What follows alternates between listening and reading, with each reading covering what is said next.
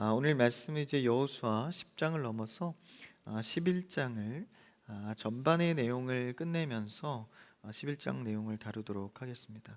우리가 여호수아 이 정복 전쟁을 보면서 우리가 하나님께서 우리에게 비춰 주시는 하나님의 마음과 또 우리가 하나님 앞에 어떻게 살아가야 할지를 다시 보는 말씀이 되기를 원합니다. 우리가 저번 주에 살핀 10장의 내용을 정리해서 보면 기브온과 이스라엘이 화친을 하나님 앞에서 맺게 되고, 기브온이 예루살렘 왕 아도세덱이 이끄는 아모리 다섯 왕의 그 연합군으로부터 이 공격을 받습니다. 이스라엘은 그 화친 조약에 따라서 기브온을 돕기 위해 출정하고 결국 여호수아의 태양과 달을 멈추는 하나님의 기적 속에서 그들에게 승리를 거두게 됩니다. 그 이후에 이제 가나안 남부를 정복하게 되는데, 이 다섯 왕의 연합을 처단한 후에 이스라엘은 또 남부의 수많은 이 나라들을 이제 정복하게 됩니다. 차례로 격파하면서 가나안 남부 지역의 주도권을 완전히 장악하게 되죠. 그렇게 10장의 내용을 넘어와서 오늘 이제 11장은 가나안 정복 전쟁의 마지막 단계인 가나안 북부 지역의 이 점령, 지역 전쟁을 다루고 있습니다. 이 남부 세력을 점령했다는 소식을 가나안 사람들이 듣고 이 북부에 있는 왕들이 이제 이스라엘을 대항하기 위해서 대규모 연합군을 결성하기에 이릅니다. 그 내용이 이제 11장에 들어서서 나오게 되는데, 1절부터 4절까지 내용에 보면 이 수많은 북부의 이 족속들이 같이 모이게 됩니다.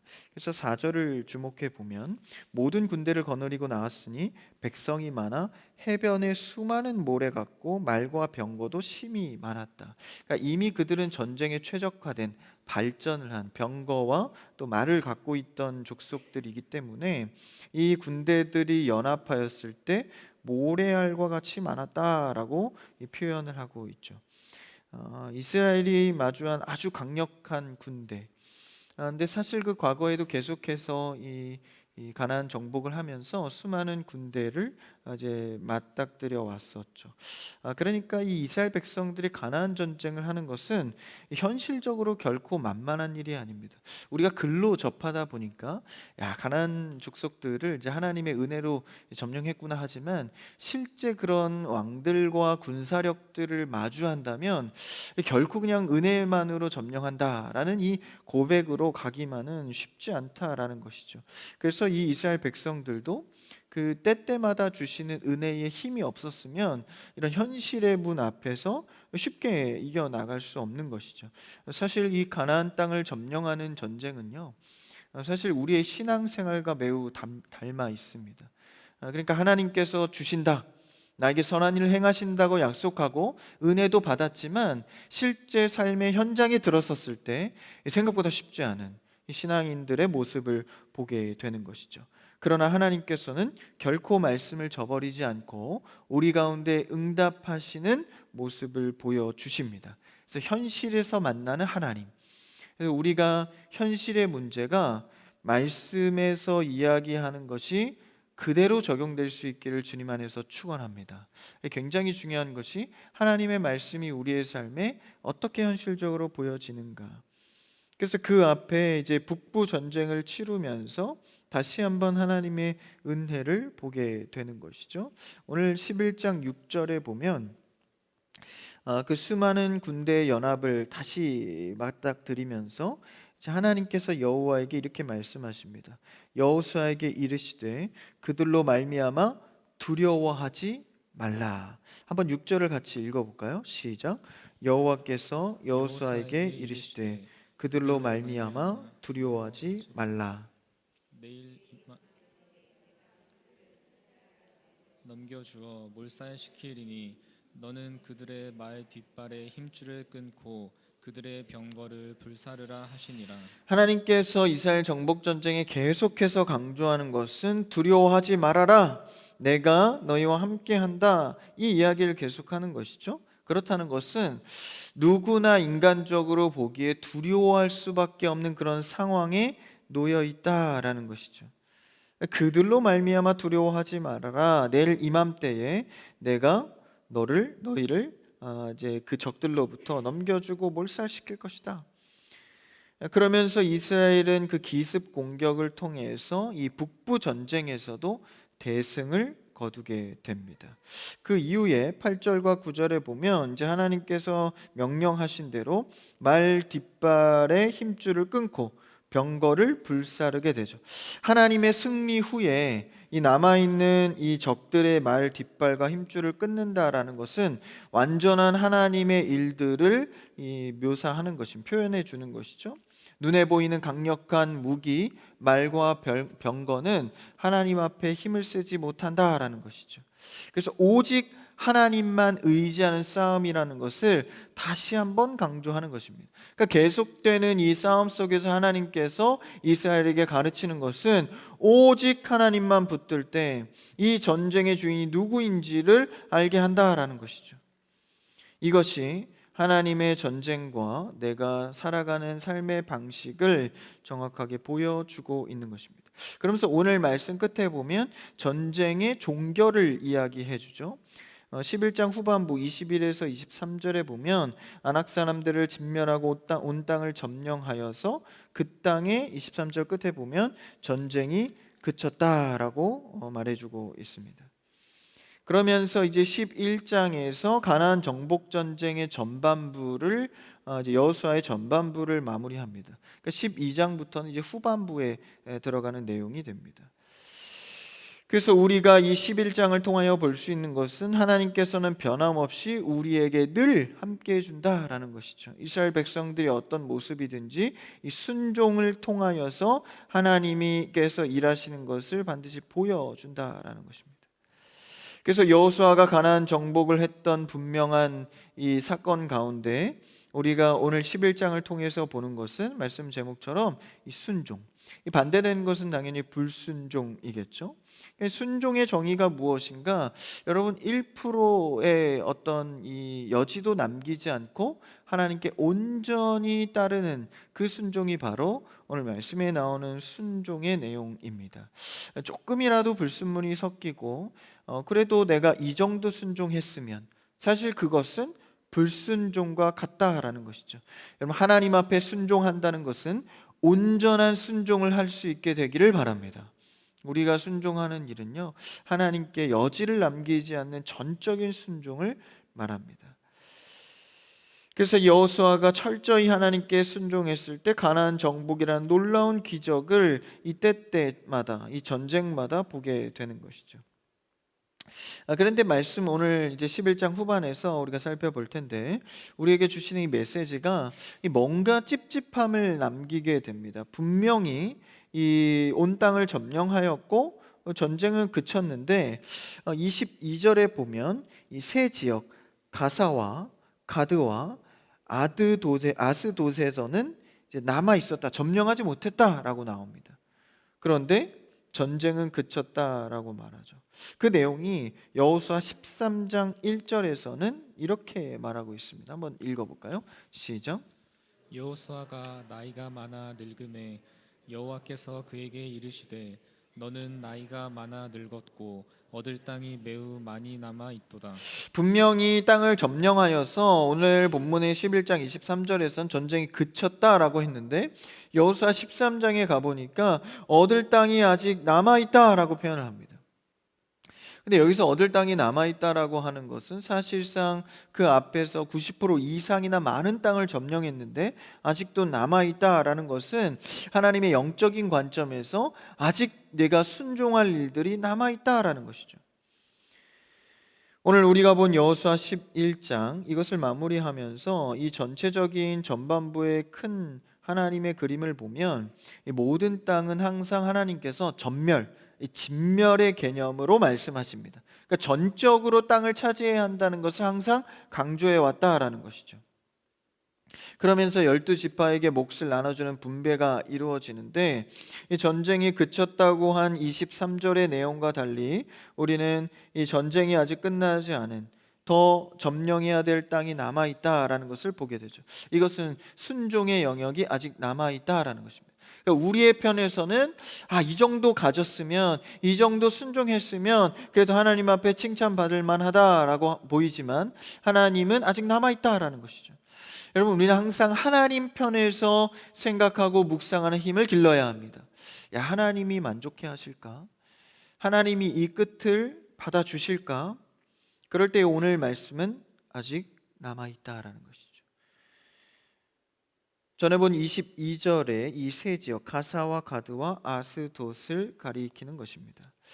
그럼 23절에서 이제 이 지파의 구분에 따라서 기업을 나누어 주는데 아직 얻을 땅, 바로 이 세 지역을 말하는 것이죠. 완벽한 기업이 되지 않았다. 그러니까 하나님께서 기업을 주었다라는 이제 미래 완료 시제를 쓰면서 주었다라고 계속 강조했지만 소유해야 할 문제가 아직 남아 있는 것이죠. 지금 11장에 와서 점령한 가나안 땅의 이 점령의 퍼센테이지를 보면 거의 99%에 가까운, 거의 대부분을 점령했을 때입니다. 22절에 나온 이 세 지역도요, 다른 번역본에 보면 이 지역 속에서도 약간 남았다라고 표현합니다. 그러니까 이 세 지역도 아예 점령하지 못한 게 아니라 이 세 지역 속에서도 약간 남아있다라고 표현할 정도로 굉장히 미미한 양이다라는 것이죠. 이것을 남겨둔 이스라엘 백성들의 이해 상태, 이 철학의 상태는 어떠했다라는 거예요? 이미 다 점령했다. 전쟁을 그칠 만큼 이미 미미한 상태에 남은 지역은 신경을 안 쓴다라는 거. 다시 말하면 이스라엘 백성들은 이 점령 전쟁을 하나님의 은혜로 계속 중간중간 기억하고 생각했지만 또 이 완전하다고 보여지는 점령 앞에서 힘의 논리가 다시 들어온 겁니다. 그러니까 여러분, 우리의 신앙생활은요, 은혜 받아서 이제 나는 은혜로만 살 수 있겠다 하지만 또 한 문제 앞에서는 힘의 논리, 내 능력과 노력에 대한 생각을 또 한다라는 것이죠. 이 정도면 괜찮겠지 하면서 전쟁을 끝낸 이스라엘의 모습을 오늘 말씀에서 보여주는 것입니다. 약간의 남은 이 세 지역은 이 별 영향력이 없다라고 판단했다라는 것이죠. 여러분, 순종은 무엇입니까? 약간의 부족한 순종은 칭찬받을 순종이 아니라 하나님 앞에선 불순종입니다. 이거 그렇게 보면 신앙이 너무 빡빡한 것 아닌가? 조금이라도 순종하지 못하면 불순종으로 보여지는 건가? 이스라엘이 1% 내지 2% 정도 남겨놓은 이 지역에 대해서 이 불순종으로 하나님께 평가받을 때 이 오늘 말씀 제목처럼 이 불순종의 씨앗이 그들을 나중에 굉장히 괴롭히는 힘이 된다라는 것이죠. 가나안 정복 전쟁의 이 전쟁은요, 힘의 논리로 땅을 확장하는 전쟁이 아니라 오직 하나님 말씀에 순종하느냐 불순종하느냐의 싸움입니다. 여러분, 신앙생활은 우리의 노력으로 무언가를 쌓아가는 것이 아니라 그때그때 하나님 앞에 순종할 것이냐 불순종할 것이냐, 이것을 애초에 여호수아 1장에서 이미 이야기해 준 내용이죠. 한번 여호수아 1장 3절을 한번 같이 읽어볼까요? 앞에 있습니다. 여호수아 1장 3절. 안 되나요? 한번 우리가 볼까요? 좀 몇 장만 넘기면 됩니다. 여호수아 1장 3절을 한번 읽어봅시다. 시작. 내가 모세에게 말한 바와 같이 너희 발바닥으로 밟는 곳은 모두 내가 너희에게 주었노니. 그러니까 너희에게 이미 주었다라는 거예요. 너희 발바닥으로 밟는 곳, 그러니까 미래 완료 시제로 약속을 해준 겁니다. 밟기만 하면 그 땅이 소유가 되는 거예요. 다시 말하면 순종하며 나아갈 때 그 땅을 점령하게 될 것이다 라는 것이죠. 그러나 그들은 적당한 선에서 순종을 타협하여 전쟁을 멈추었습니다. 우리의 신앙 가운데에도 이 정도면 하나님께 괜찮겠다라는 타협이 있을 수 있죠. 그래도 내가 주일 한번 빠지지 않고 열심히 섬겼는데 이 정도에서는 하나님이 이해해 주시겠지, 이런 타협이 있다라는 것이죠. 그런데 우리의 신앙 고백은요, 늘 하나님 앞에 거룩하고 정결한 순종을 늘 이어가야 합니다. 사울 왕이 하나님 앞에 불순종했던 사건이 바로 이 오늘 이스라엘 백성의 모습과 같은 맥을 하고 있습니다. 하나님께서 사울 왕에게 아말렉을 진멸하라는 명령을 받았죠. 그런데 이 사울 왕의 뜻대로 자신의 판단대로 이 좋은 짐승들을 남겨둡니다. 그러면서 핑계를 대건대 이것은 하나님께 제사 지내려고 남겨둔 겁니다라고 말하죠. 그러니까 사실 하나님 보시기에는 우리의 편에서는 참 좋은 생각입니다. 진멸하라고 하긴 했지만 그래도 이 좋은 것들은 남겨서 제사할 때 쓰면 얼마나 좋겠어요. 얼마나 이거 기특한 생각입니까? 그런데 하나님의 말씀의 의미는 거기 있지 않았죠. 네가 나에게 어떤 순종을 하는가가 중요한 겁니다. 어떤 예배와 헌금과 어떤 프로그램으로 나에게 멋진 모습을 보이느냐가 아니라 너가 나의 말씀 그대로 순종하느냐, 이 문제인 것이죠.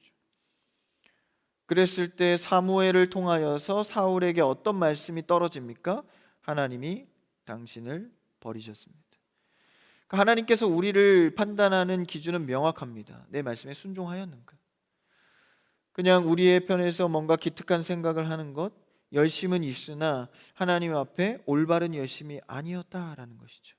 아주 작은 남겨둠이 결국 전체를 무너뜨리는 올무가 되었다라는 것입니다. 이 교회 공동체나 교회 역사를 볼 때 이 이스라엘 백성들, 또 방금 이야기한 사울의 어떤 불순종, 이런 내용들, 역사적인 내용들이 교회 공동체가 무너지는 어떤 이런 역할을 굉장히 역사적으로 반복했다라는 것이죠. 철저하게 하나님이 주시는 은혜로 사는 것. 여러분, 우리는 철저하게 하나님이 주신 은혜로 사는 여러분 되기를 주님의 이름으로 축원합니다. 하나님이 나에게 주시는 은혜, 그 앞에 순종하는 것이죠. 그래서 교회도요, 뭔가 이 사업성을 갖고 여러 가지 일들을 할 때 하나님의 사역이 되어야 합니다. 그러니까 은혜로 하는 일들이 되어야 하는 것이죠.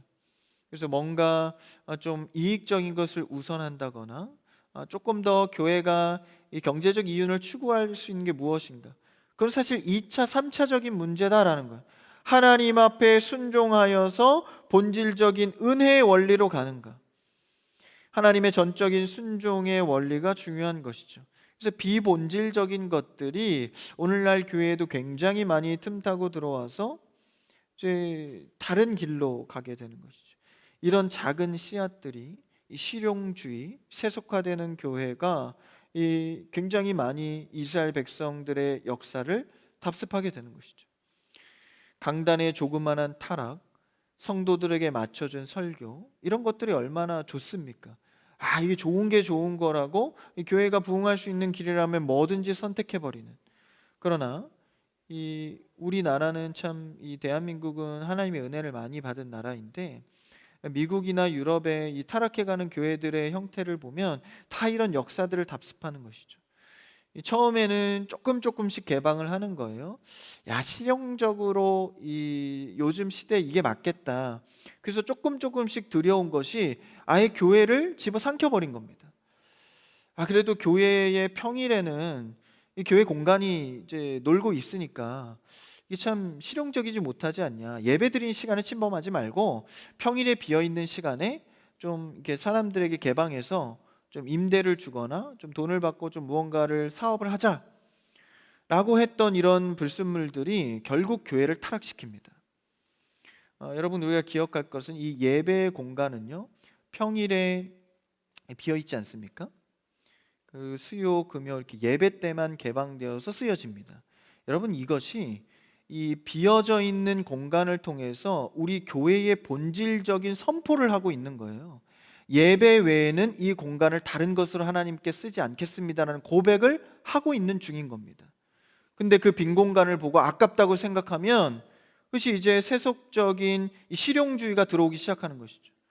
여러분, 이 예배당, 교회 공간은 비어있는 그 자체로 하나님의 일을 하고 있는 것인 줄 믿습니다. 이 공간을 함부로 사용하면 안 되는 거예요. 예배 드리는 곳을 그냥 실용적으로 마음대로 개인의 생각으로, 그러니까 그런 일들이 빚어질 때 작은 씨앗들의 불순종이나 사건들이 교회 전체와 공동체를 무너뜨리는 일이 된다는 것이죠. 여러분, 우리는 하나님의 은혜의 원리, 순종의 원리가 지배되어져야 합니다. 그래서 가정도 마찬가지입니다. 개인 고백도 마찬가지. 하나님의 은혜로 살아야 한다. 하나님께 순종하는 것이 우선이다라는 것이죠. 조금 남아있는 이 타협의 씨앗이 그들을 삼켜버린다는 거예요. 지금 이스라엘 백성들이 힘의 논리로 남겨두었던 그 세 지역, 그러니까 오늘 22절에 보면 가사와 가드와 아스돗에 해당하는 이 지역들입니다. 그러니까 99%나 점령했으면 사실 이 남아있는 미비한 지역을 신경 안 쓰는 거 참 자연스럽죠. 하나님의 말씀을 생각하면 그 지역도 염두해야 했던 것이죠. 그런데 그 세 지역을 결국 그대로 뒀을 때 이 세 지역은 훗날 이스라엘에게 큰 해를 입히는 지역이 됩니다. 첫 번째로 가사라는 지역은 사사 삼손, 사사 중에 이제 후에 사사 시대가 도래하는데 그 사사 시대 가장 유명한 가장 힘이 센 이 사사가 바로 삼손이죠. 이 삼손을 무너뜨린 기생 들릴라가 있었던 지역이 바로 가사입니다. 하나님의 일을 멈추게 했던 지역이 가사였죠. 두 번째 가드라는 지역은 이스라엘을 모욕했던 거인 골리앗이 태어나고 거했던 지역입니다. 그러니까 이스라엘을 완전히 모욕했던 지역이죠. 가드. 세 번째 아스도는 하나님의 영광을 상징하는 그 법궤를 빼앗아서 다곤 신상 앞에 안치했던, 우상 신상 앞에 안치했던 지역이 바로 이 아스돗입니다. 이스라엘에게는 굉장히 수치의 장소인 것이죠. 이렇게 이 세 지역은 훗날 이스라엘의 불순종의 씨앗이 되어서 나중에 이스라엘을 이렇게 괴롭히는 지역이 됐다라는 것이죠. 철저하게 진멸하지 않고 남겨둔 불순종의 씨앗이 역사적으로 그들에게 거대한 괴물이 되어서 그들의 목덜미를 무는 역할을 했다라는 것이죠. 갈라디아서 말씀에서는요, 사람이 무엇으로 심든지 그대로 거두리라. 여러분, 우리는 하나님 앞에 어떻게 하냐에 따라서 그 결과가 완전히 달라진다라는 거예요. 사람의 힘과 힘의 논리로 사는 것이 아니라 하나님 앞에 어떻게 살 것인가, 그것이 심는 대로 그대로 거둔다라는 것이죠. 이것이 역사가 가르쳐주는 무서운 원리입니다. 여러분, 우리는 이 교회 역사, 말씀의 역사를 배워야 합니다. 그리고 그 역사의 원리에 따라서 순종해 가야 한다라는 것이죠. 이미 민수기, 이 훨씬 전인 말씀인 민수기 33장에서 원주민을 다 쫓아내지 않으면 그들이 너희를 오히려 괴롭힐 것이다, 괴롭게 할 것이다 라고 경고했던 말씀이 있죠. 여호수아는 분명히 이 민수기의 말씀을 알고 있었습니다. 그런데 이 일을 심각히 여기지 않은 것이죠. 여러분, 우리는 항상 말씀을 나의 현실의 문제로 심각히 여길 줄 아는 믿음이 있기를 주님의 이름으로 축원합니다. 그러니까 그냥 스쳐 지나갔던, 그냥 어떤 내 삶의 도움 정도 혹은 지식의 함양 정도로 생각할 때 이런 무서운 일이 발생한다라는 거예요. 그 정도로 생각하면 이 작은 일은 쉽게 넘길 수 있는 것이죠. 그래서 우리도 신앙생활 하다 보면 조금 찝찝은 그냥 넘길 때가 굉장히 많습니다. 이 주일에 한 번 예배 빠져본 적이 있으시죠? 예배를 빠져보면 생각보다 그 다음 주에 별로 큰 일이 일어나진 않습니다. 그런데 그 미미했던 불순종의 씨앗이요, 우리의 영적인 원리에서 어느 곳에서 우리를 괴롭힐지는 아무도 모르는 것입니다. 그러니까 하나님 앞에 섰을 때 이 작은 일이 우리에게 어떤 결과를 초래할지는 우리는 계산할 수 없는 것이죠. 그래서 말씀에서는 이 작은 일에 대해서 이 순종을 우리에게 요구하는 것입니다. 여러분, 우리는 말씀이 우리 앞에 떨어져 말씀의 찔림과 삶에서 이 찝찝해하는 작은 일들을 심각하게 여길 줄 알아야 합니다. 시대가 그렇고 문화가 그래서 이 정도는 누구나 다 한다 할지라도 이 신앙인들의 고백과 삶의 태도는 달라야 하는 것이죠. 여러분, 우리는 하나님을 따르는 이스라엘 백성들과 같은 주님의 자녀입니다. 주님의 눈치를 볼 수 있는 여러분 되기를 바랍니다. 우리 옆 사람과 고백해 볼까요? 하나님의 눈치를 봅시다. 이렇게 고백합시다. 하나님 눈치 보면서요, 좀 심각성을 가져야 합니다. 하나님이 지켜보고 계신다. 이 작은 일도 하나님 앞에선 큰 열매가 된다. 늘 이걸 생각해야 하는 것이죠. 적당한 순종은 하나님 앞에 불순종이다라는 것이죠. 훗날 돌이킬 수 없는 후회와 수치를 가져왔다라는 것입니다. 여호수아 21장 44절에 보면 전쟁이 완전히 끝난 후에 이렇게 말씀해 줍니다. 한번 여호수아 21장을 볼까요? 같이요. 시작. 여호와께서 그들의 주위에 안식을 주셨으되 그 조상들에게 맹세하신 대로 하셨으므로 그들의 모든 원수들 중에 그들과 맞선 자가 하나도 없었으니 이는 여호와께서 그들의 모든 원수들을 그들의 손에 넘겨 주셨음이니라. 그렇다면 왜 그런 미미한 것까지 다 순종해서 하나님께서 이게 우리에게 순종으로 나아가길 원하시는가? 오늘 여호수아 21장 44절 앞에 보면 그들에게 무엇을 줍니까? 앞에 넘겨주시면 그들의 주위에 안식을 주셨다. 그러니까 결국 하나님께서는 이 순종과 전쟁의 싸움을 통하여서 이 영원한 안식으로 향하게 하기 위함이다라는 것이죠. 여러분, 하나님께서 우리를 순종으로 초대하시는 이유는 참된 안식으로 가는 과정인 줄 믿습니다. 그러니까 안식을 주기 위함이다라는 거예요. 성경에서 나오는 안식은 영적으로 사실 무슨 안식을 말합니까?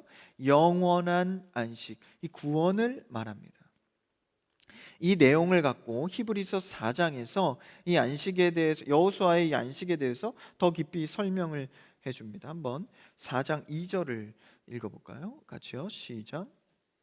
과 같이 우리도 복음 전함을 받은 자들이나 들은 바 그 말씀이 그들에게 유익하지 못한 것은 듣는 자가 믿음과 결부시키지 아니함이라. 듣는 자가 믿음과 결부하지 않았다. 다시 말하면 순종하지 않았다라는 거예요. 정확하게 순종하지 않고 들은 것에 대해서 심각하게 여기지 않았기 때문이다라고 말하죠. 말씀이 유익하지 못한 것은 순종하지 않았기 때문입니다. 여러분, 우리가 말씀을 듣고 은혜를 받는다면 참된 순종으로 삶에서 나아가시기를 주님의 이름으로 축원합니다. 그것을 심각하게 여기서 순종으로 나아갈 때 그것이 무엇입니까? 안식으로 가게 하기 위함이다라는 거예요. 그것을 히브리서 우리가 2절을 읽었는데 그 후에 8절과 9절도 한번 읽어볼까요? 시작. 만일 여호수아가 그들에게 안식을 주었더라면 그 후에 다른 날을 말씀하지 아니하셨으리라. 그런즉 안식할 때가 하나님의 백성에게 남아 있도다. 만일 여호수아가 그들에게 안식을 주었더라면 그 후에 다른 날을 말씀하지 아니하셨으리라. 안식할 때가 하나님의 백성에게 남아있도다. 다시 말하면 안식할 여지에 대해서, 안식으로 가는 과정에서 아직 순종이 남아있다라는 것이죠. 그러니까 불순종의 영역들을 빨리 우리가 순종으로 채워가야 하는 것은 안식을 목적으로 하고 있다라는 것입니다. 우리가 아무리 불순종의 일들을 채워가고 겪어간다 할지라도 안식을 못 누리는 것 같아도 사실 하나님께서는 이미 창세 전부터 택한 백성들에 대한 안식을 예비해 두셨습니다. 그것이 어디 있죠? 바로 그리스도 안에 있습니다. 우리의 이 불순종과 미미하다고 생각했던 것들을 그냥 심각히 여기지 않는 우리의 이 불순종의 씨앗을요, 그리스도 안에서 하나님께서 해결해 가신다라는 것이죠. 그래서 결국 우리의 불순종과 상관없이 하나님은 결국 우리를 순종으로 채우셔서 안식으로 가게 하신다라는 것이죠. 그러니까 우리에게 승리가 보장되어 있다라는 것입니다. 그러니 이 안식을 향해 가는 우리의 삶의 여정에 하나님의 입장은 얼마나 이게 속상하시겠어요. 안식을 목적으로 향해서 우리가 가는데 자꾸 불순종으로 그 일을 딜레이 시키니까 하나님 입장에서는 이 고충과 속상함이 많은 것이죠. 여러분, 우리는 하나님의 마음을 자꾸 속상하게 하는 신앙이 아니라 순종을 채워가면서 하나님의 마음을 시원하게 할 수 있는 여러분 되기를 바랍니다. 그래서 내가 안식으로 잘 가고 있구나. 하나님 앞에 영원한 안식으로 잘 순종으로 채워가고 있구나. 하나님의 안식은 반드시 그리스도를 동반합니다. 다시 말하면 우리가 순종해 갈 때 바로 이 그리스도의 능력이 필요하다라는 것이죠. 이스라엘 정복 전쟁에 있어서 반드시 필요한 것은 말씀을 대언하는 여호수아, 앞장서 있는 여호수아가 필요합니다. 아까 방금 읽은 히브리서 4장 8절에 보면요, 이 성경책으로 나중에 찾아보시면 이 주석이 달려 있어요. 여호수아고 1 이렇게 이 주석이 달려 있는데 그 밑에 보면 예수라고 되어 있습니다. 그러니까 여호수아는 이스라엘 정복 전쟁에 앞장서가는, 하나님의 말씀에 순종해가는 이 예수님을 예표하는 그림이 됩니다.